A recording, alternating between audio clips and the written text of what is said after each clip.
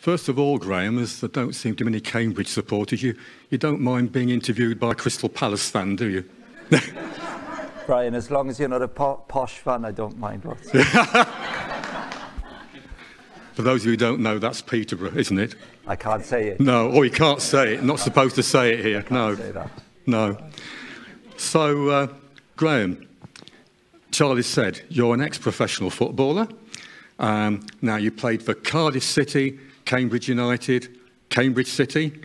Position, left midfield, left back.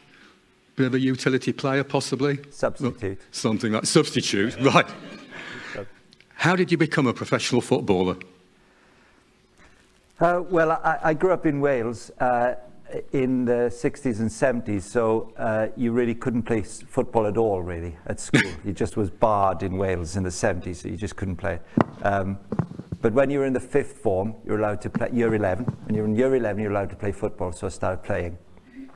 And I was just lucky, really. I played schoolboy football, Welsh schoolboy, and then that's when clubs scout players. So I signed for Cardiff City when I was 16.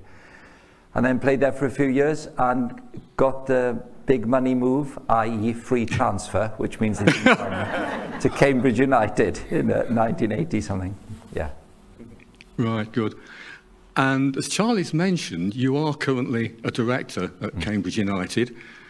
And I know you're in a good mood today because Cambridge won yesterday, didn't they? Yes, we did. Yeah, so we're all pleased about that. Yeah. Now, what led you to become a director and what exactly does it involve?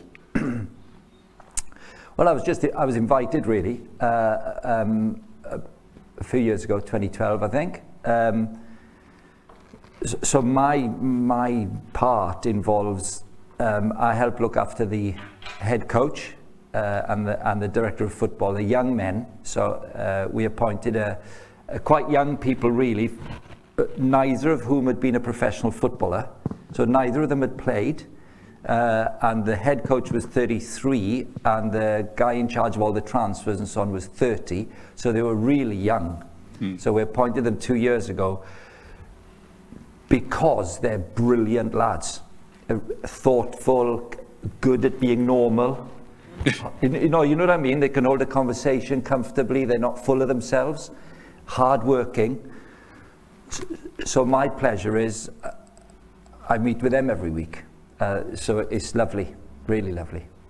And I know looking at the club website, it does say you are Director of Christians in Sport, so they're quite happy for that to be on the website, and that's a form of public witness for your faith as well, isn't it? Yeah, well, it's very hard. I mean, I'm a Christian, and I wasn't a Christian until I was 21, but I've been involved in football longer. So the two things have always been together. So, yeah. I mean, I couldn't say to Cambridge United, don't put on the website that I work with Christians in Sport. Yeah. Because it's who I am. Yeah. Yeah, absolutely. Yeah. So, Graham, how did you become a Christian? Well, amazing, really. I still pinch myself. I'm 59, and this happened when I was year 11 at school, just about. I was picked for the school cricket team because they were short of one player, and it was 10 to 12 on a lovely May day, and we had double physics in the afternoon, I remember, and at 10 to 12, the old, you know, the sort of upper year 13, you know, like a big bloke, you know, best rugby player, best cricketer in school. He had a beard nearly. He was 18, and he came to my classroom and said, "Sir, can Graham Daniels come with us? We're playing cricket this afternoon in Cardiff." So I was thrilled, double physics.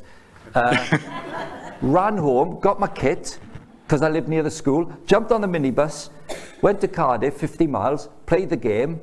I didn't do anything. If you know cricket, I was third man and I didn't bat. I was making up the numbers. He sat by me on the bus. So here's the point. It was a Monday. He said to me, he was very kind because they were all older boys. I was just there making up the numbers. He sat by me on the bus and said on Monday, "What did you do at the weekend?" To me, I said, "Oh, Saturday I played cricket. Sunday I did nothing," because it was 1970s in Wales. And if you didn't go to church, you didn't do anything. Nothing happened. I didn't go. I said, "Oh, I did nothing yesterday. It was boring." I said, "What did you do at the weekend?" And he said, I play cricket Saturday and I went to church Sunday. And I said, I'm ashamed to say, you went to church? Do you still go to church? Thinking he's the top man in school, you know, he's a king of school. And he says to me, oh yeah, I go to church. Yeah. I said, why? And he said, and he blushed. He blushed. And he said, because I follow Jesus. And I said to myself, I'm sorry to say, 45 miles to go. I was trapped. I'll be very quick, Brian. What happened then in the next 6 years, when I left home and went to Cardiff and went to play and so on, that bloke, before emails and smartphones, and he just wrote to me. He wrote to me for 6 years, and he was there. I don't know if there'll be people in this room now, you know somebody's a Christian and you just think she's a class act, or I really like him. Or it's family members, you know, from the past, and you respect them. I just really respected this fellow, so I've got to stop talking too much now. So that started it. And there's a bit more. Oh, yes. Well, it just tipped. Here's how it tipped. It tipped over. I moved to Cambridge. I was 21. I was living on my own, didn't know anyone. Came to play football, lived in digs. A bit lonely sometimes. Started reading. Bought some books from a Christian bookshop. Got some from the library, and we played Newcastle United. Sorry, football. We played Newcastle United away, and my hero as a little boy was a player called Kevin Keegan. He was playing for them. I played for Cambridge. We played against them. St. James's Park, 40,000 people. Keegan plays for them.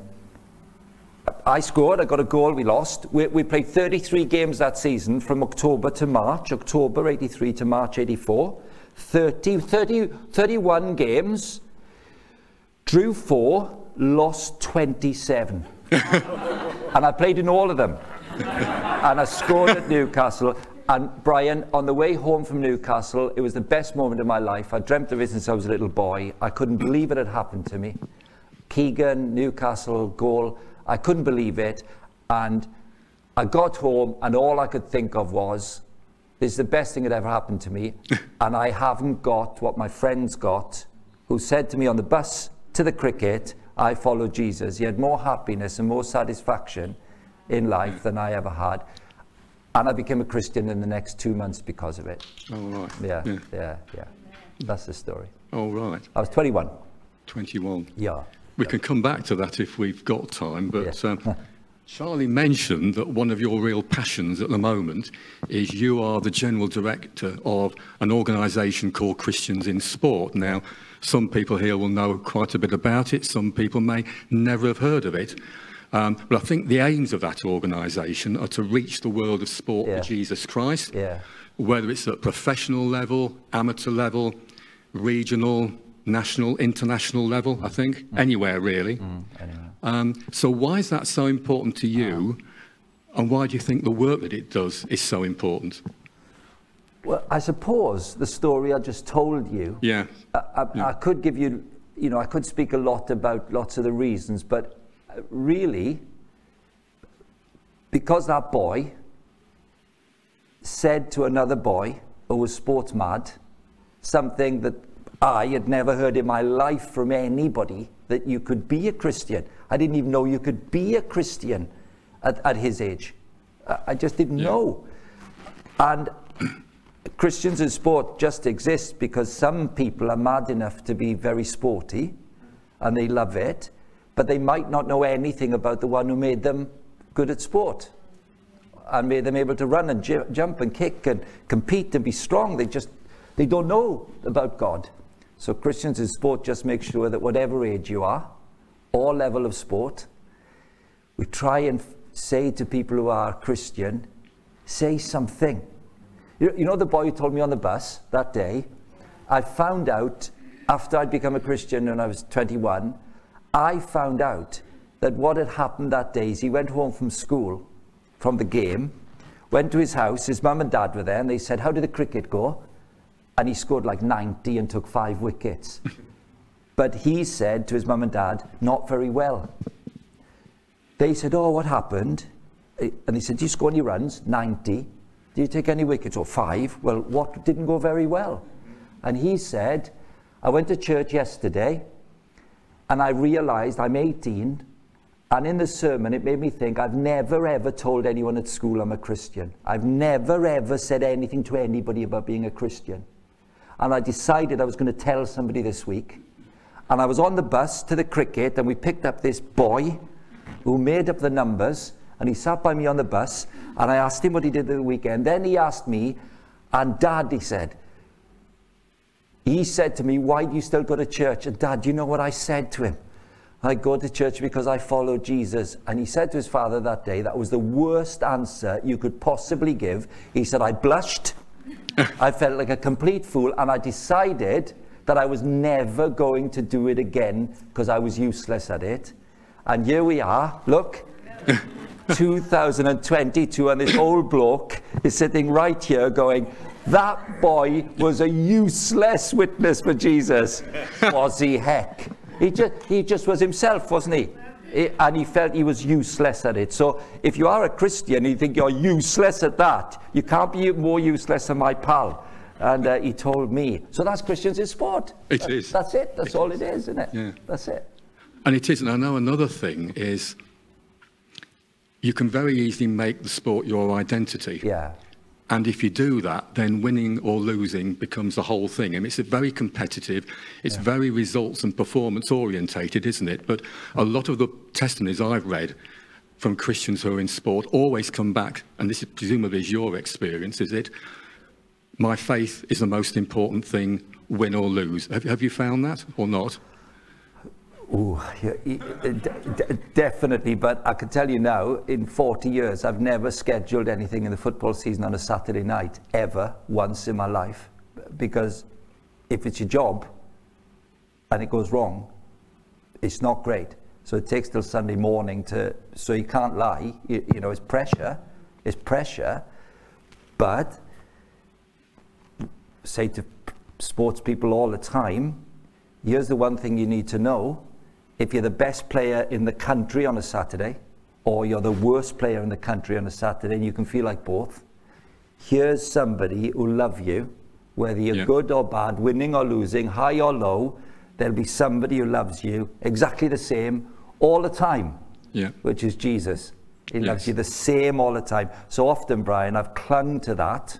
Yes. When you feel everything's going wrong, the team's going to get relegated, the club could go bankrupt. I've been in positions where... Yes. And I've walked home from Cambridge United to my house thinking, if this club gets relegated and we went bankrupt, I'm the director of football, it'll be my fault.